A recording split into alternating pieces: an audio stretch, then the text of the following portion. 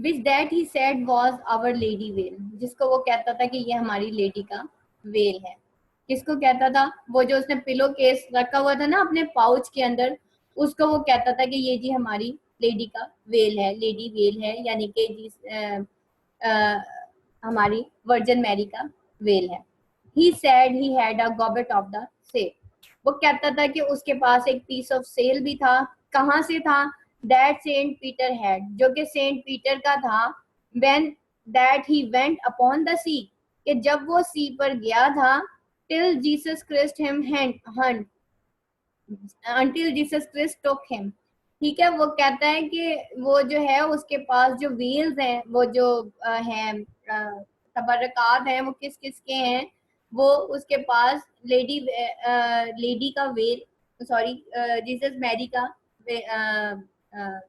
Version Mary का well है। और जीसस क्रिस्ट जो है जब उसके साथ थे, सेंट पीटर के साथ, तो वो उनके पास जो है उसके भी रेलिक्स मौजूद हैं। He had a cross of latten full of stones, or he had a cross of latten brass like alloy covered with the stones। उसके पास जो है cross of latten brass like alloy है, जो कि कवर है फुल ऑफ स्टोन्स के साथ। And in a glass he had pigs bone, और ग्लास कंटेनर के अंदर उसके पास क्या है? पिग्स बोन है। But with this relics what that he found, लेकिन इन रेलिक्स के साथ उसको क्या मिला है? इन रेलिक से वो क्या फाउंड करता है? उसको क्या मिलता है? A poor person dwelling upon lawn, कि एक पुअर पर्सन आता है, यानी कि एक तरफ वो यहाँ पे सैटारिकली भी अटैक कर रहा है कि इन रेलिक्स के जरिए वो क्या फाउंड कर लेता है? वो बहुत ज्यादा अपनी इनकम लेता है, वो अच्छे खासे पैसे जो है वो इकट्ठे कर लेता है। अभी मैं आपको आउटलाइन में जो लास्ट लाइन हमने पढ़ी थी वो यही पढ़ी थी कि वो जो है लोगों को यही रेलिक्स दिखा के उनसे बहुत पैसे जो है, बहुत प्रॉफिट कमा लेता है। A poor person dwelling upon land, अब वो किस किस से ये पैसे लेता है? एक ऐसा पुअर पर्सन आ जाए उसके पास जो कि अपने कंट्री साइड में रहता है। Upon a day he got him more money, one day he got himself more money. अब उनको क्या कहता है कि भाई ये रेलिक्स ले जाओ, क्या तुम पाओगे? मतलब ये तबरकात ले जाओ मेरे से, तो तुम एक दिन जो है अपनी लैंड के ऊपर, वो जो पुअर पर्सन है उसको ये झांसा देता था कि भाई तुम्हें पैसे मिलेंगे तो तुम ये रेलिक्स मेरे से खरीद लो, एक दिन तुम अमीर हो जाओगे। जैसे ये पीरों फकीरों के पास जाएं तो वो भी यही कहते हैं कि भाई तुम ऐसे कर लो, ये तावीज फलानी जगह पे रख लो तो तुम बड़े अमीर हो जाओगे। Same is the case with that.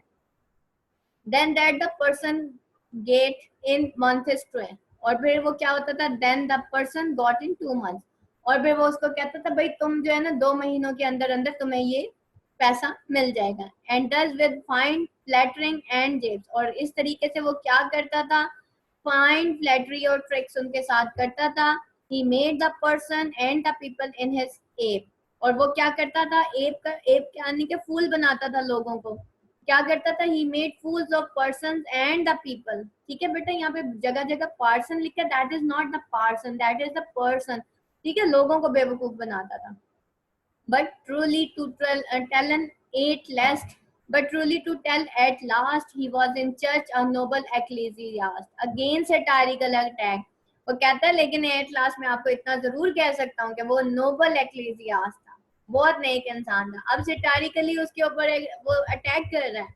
ठीक है, again there is the irony of the situation. Well could he read a lesson और अ स्टोरी, अब कैसे वो अच्छा एक्लेसियास था, अब आगे चौसर आपको बताएगा कि he well knew how to read a lesson और अ स्टोरी, कि कैसे स्टोरी और लेसन पढ़ा जाता है। But elder best he song and effortly, but best of all he sang and offertory, अपनी जो इबादत था, अपनी जो प्रेयर थी, वो बड़े तरीके से वो किया करता था। for well he wished, वो ही वेल न्यू वाइस था, विस था, बहुत अच्छे तरीके से जानता था, न्यू था यानी कि हर चीज जानता था, वाइस था। But that song was song when that song was sung, उसको पता था गाना कैसे गाना है। विस बहुत अच्छे तरीके से वाइस था, हर चीज उसको पता थी।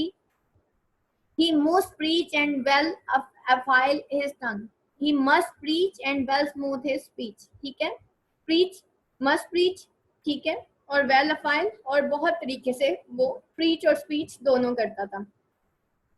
टू वाइन सिल्वर, वाइन बेटा वेन को कहा जा रहा है, सिल्वर सिल्वर, कि सिल्वर को वेन करने के लिए as he full well could, as he very well know how, उसको पता था कि सिल्वर को वेन कैसे करना है, यानी कि मोर इनकम, मोर प्रॉफिट्स कैसे कमाने हैं, पैसा कैसे बटोरना है। Therefore he song the merrily and loud, इस वजह से वो merrily और loud जो है वो सॉन्ग गाया करता था। आप लोग मेरे से बार बार एक क्वेश्चन करते हैं, मैम एक्सप्लेनेशन कैसे होती है, ठीक है। Now this is the explanation and here is the detailed critical studies. आप लोगों को यही समझ नहीं आ रहा था ना कि मैम एक्सप्लेनेशन क्या होती है और डिटेल्ड क्रिटिकल समरी क्या होती है। तो बेटा ये आज मैंने बैठ के आपका काफी इसके ऊपर काम किया था, दैट्स व्हाई आई वांट कि आप एक दफा इसको देख लें कि what is explanation and what is the detail study. आपका रेफरेंस टू कॉन्टेक्स्ट का क्वेश्चन आता है, राइट, उसे हमने एक्सप्लेनेशन करनी होती है। एक्सप्लेनेशन कुछ इस तरीके से होती है, बहुत सिंपल वर्ड्स के साथ, और उसके अंदर कोई इतनी खास वो नहीं होती। लेकिन अगर आ जाता है, जैसे मैंने आप लोगों का कल टेस्ट लिया, मैंने उसको भी थोड़ा सा आज डिस्कस करना है, ये जरा हम पार्टनर एंड कर लें। तो थोड़ा सा टाइम बचाने के लिए एक्चुअली पहले मैं आप लोगों को खाली मैंने आपको लाइंस बताई थी। Now today I am going to explain. जब तक स्टूडेंट के दिल में एक क्रेविंग नहीं आती ना, ma'am what is explanation and what is critical summary, तो उस वक्त तक, अब क्योंकि आपके अंदर क्रेविंग आ गई है, now the time comes to tell you what is the explanation and what is the critical summary, because you need to know it, ठीक है। Now you need to know it and now you all have the craving, ma'am what is explanation, what is critical summary, how can we go through this question. Explanation देख लें बेटा यहाँ पे। With the summoner rode a pardoner from the hospital at Ron Valley near London. अब for example आपको यहाँ से कुछ आ जाता है, ठीक है, कोई लाइन्स आ गई। See the explanation here, ठीक है। Near London, a man who sold official pardons to criminals after hearing their confessions to God. He had eyes that popped out of his head like a rabbit's and a voice that sounded like the bleating of a god. He did not have a beard either, and I don't think he ever will have one.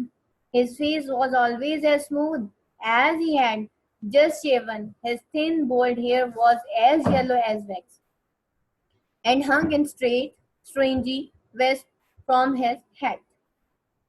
Just for fun, he kept his hood packed up in his bag, thinking but without he would look cooler and more stylish with his hair falling over his shoulders. Instead, he wore only a cap that has a patch sewn on it. उसकी cap के ऊपर एक patch था, क्या show कर रहा था? Showing that he had been to Rome to see the veil of Saint Veronica with Jesus face on it. कि उसने वो जब रोम गया था तो उसने वेल ऑफ सेंट वेरोनिका देखा था with Jesus face on it. In fact, he had just come back from Rome and the bag he carried on his lap was stuffed full of letters of pardon for him to sell. He and the summoner were close friends and together would belt out round of the song Come Here My Love. ठीक है, हर किसी को वो बड़े तरीके से बुलाते थे एंड वो क्या कहते थे? Come here my love. No, even a trumpet was half as loud as a summoner. I am pretty sure partner was either a eunuch or gay. किसने कहा था? चौसर ने कहा था कि या तो वो कोई eunuch है या वो गे है, क्योंकि उसकी तो कभी दाढ़ी आई ही नहीं। Still, he was one of the most interesting pardoners in all of England. ठीक है, वो फिर भी कहता है कि वो जो है मोस्ट इंटरेस्टिंग पार्टनर था इंग्लैंड का। He carried a pillowcase in his bag and he claimed contained a bunch of holy objects, including Mary Veil, a piece of canvas from sales of St. Peter's fishing boat, a crucifix made of brass and jewel, and even a jar of pig bones.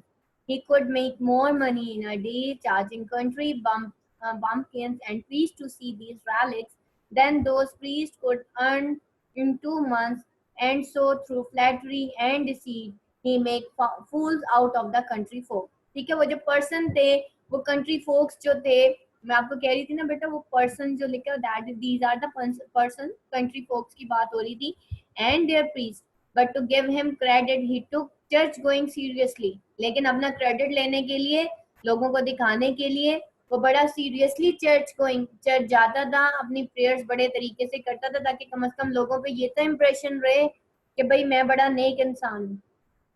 And could read lessons and stories from the Bible well. और क्या करता था, lesson read करता था, stories from the Bible. And he was best at singing the offertory song because he knew he had to sing loudly and happily. And if he wanted people to donate their money, और वो कहता था, and he was best at singing and singing the offertory song. वो जो offertory song थे, prayer song थे, वो बड़े बेस्ट तरीके से गाता था, लाउडली और हैप्पीली, ताकि लोग उसको मनी डोनेट करें. आगे आती है बेटा, ये तो होगी सिंपल. अब देखिए इस एक्सप्लेनेशन में अगर रेफरेंस टू कॉन्टेक्स्ट का क्वेश्चन आ जाता है, इस एक्सप्लेनेशन में तो कोई मुश्किल काम नहीं है. इसमें एक दो लाइंस आप और ऐड कर दें कि भाई चौसर ने उसके ऊपर सटायर की थी, आयरनी की थी, दैट्स ऑल. और वो कंटेम्परेरी सोसाइटी के बारे में बता रहा था कि उस वक्त की जो चर्च थी उसकी दैट वाज डीजेनरेटेड, क्लर्जीमैन जो है वो डीजेनरेटेड थे. अब आ जाए बेटा क्रिटिकल समरी की तरफ. जैसे कल मैंने टेस्ट दिया था, माशाल्लाह 2-3 स्टूडेंट्स ने तो बहुत अच्छा किया, लेकिन कुछ स्टूडेंट्स की जो है वो लेंथ जो है बेटा वो बहुत कम थी. ठीक है, अगर 25 मार्क्स का ऐसा, वो ऐसे कैरेक्टर्स थे जो कि बाकी 25 मार्क्स के आ जाते हैं. अच्छा जी, डिटेल्ड क्रिटिकल समरी देखते हैं पार्टनर के बारे में. The partner rides in the very back of the party in general prologue and is fitting the most marginalized character in the company. His profession is what some dubious pardoner offered indulgences or previously written pardons for particular sins to people who repented of the sins they had committed. Along with receiving the indulgence, the penitent would make a donation to the church by giving money to the pardoner. Eventually, this charitable donation became a necessary part of receiving an indulgence paid by the church. To offer these indulgences, the partner was not supposed to pocket the penitent's charitable donation. अच्छा, सबसे पहले अब यहाँ पे critical summary में देखिएगा. Actually आपको ये बताना होता है जब आप क्रिटिकल समरी बयान करते हैं किसी भी चीज की, actually what is the character and what is the need of it. Partner है, इसका रोल क्या है, चर्च में क्या रोल है, ठीक है, क्या करता है, वो जो है पार्डन्स देता है लोगों को, ठीक है, ऑफर्स पार्डन्स, ठीक है, इंटेलिजेंसेस देता है, और लोगों के पार्डन्स फॉर पर्टिकुलर सिंस जो है वो उसको जो है वो भी मतलब देता है, और उसके अलावा वो सिनर्स के सिंस जो हैं वो रिपेंट करवाता है जो कि वो कमिट करते हैं. इसको कहते हैं पार्टनर. अब क्या है, और उसके बदले में लोग उसको थोड़ा बहुत चंदा शंदा दे जाते हैं. लेकिन ये पार्टनर किस किस्म का पार्टनर था, बजाय इसके कि ये लोगों को डोनेट करता, वो क्या कर रहा था, सिंगिंग कर रहा था, अच्छे तरीके से हॉर्स राइडिंग करता था, रेलिक्स उसने रखे हुए थे, लोगों को वो बेवकूफ बना रहा था, और बेवकूफ बना के उनको क्या कहता था, भाई ये चीजें ले जाओ, तुम जो है ना 2 दिन में अमीर हो जाओ. तो वो क्या करता था, कंट्री फोक्स को वो क्या करता था, वो उनको बेवकूफ बनाता था, फूल बनाता था. ठीक है, ये है. Paid by the church to offer these indulgences, the partner was not supposed to pocket the penitents.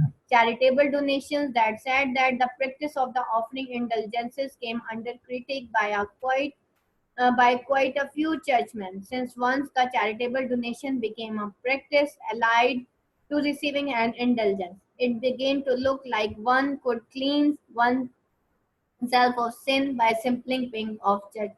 और ऐसे लगता था जैसे एक इंसान गुनाहों से पाक हो जाता है bye paying off the church, कि अगर वो चर्च को पे करता है तो एक इंसान गुनाहों से पाक हो जाता है. बेटा ये वाली जो लाइन है ना, cleanses one self by sin by simply paying off the church, इसको बेटा जरा अपनी बुक्स के ऊपर ऐड कर लें, क्योंकि जितने भी एक्लेसियास्टिकल कैरेक्टर्स थे उन्होंने यही शो किया होता जी आप चर्च को पे करेंगे तो आपको इतने पैसे मिल जाएंगे. Additionally, widespread suspicion held that partner counterfeited the Pope's signature on illegitimate indulgences. और ऐसी भी कुछ सस्पिशियंस थे जो कि स्प्रेड हुए थे, कुछ ऐसे पुराने ख्यालात थे कि शायद पॉप ने जो है इनको से बाय साइन इनको रखा हुआ है कि ये इलेजिटिमेट जो इंडल्जेंसेस हैं वो जो है इनको मिलने चाहिए, and pocketed the charitable donations themselves. और वो क्या करते थे, ये चैरिटेबल डोनेशंस अपने पास रख लेते थे, हालांकि वो मतलब उन्होंने बयान क्या किया होता था कि ये पॉप को जाएंगे या ये चर्च को जाएंगे, लेकिन वो सारी अपनी जेबें भरते थे। Chaucer partner is highly untrustworthy character. He sings a ballad, "Come Hither, Love to Me," general prologue, line number 672, with the hypocritical summoner undermining the already challenged virtue of his profession as one who worked for the church. He presents himself as someone of ambiguous gender and sexual orientation, further challenging social norms. The narrator is not sure whether the partner is an effeminate homosexual or a eunuch, castrated male.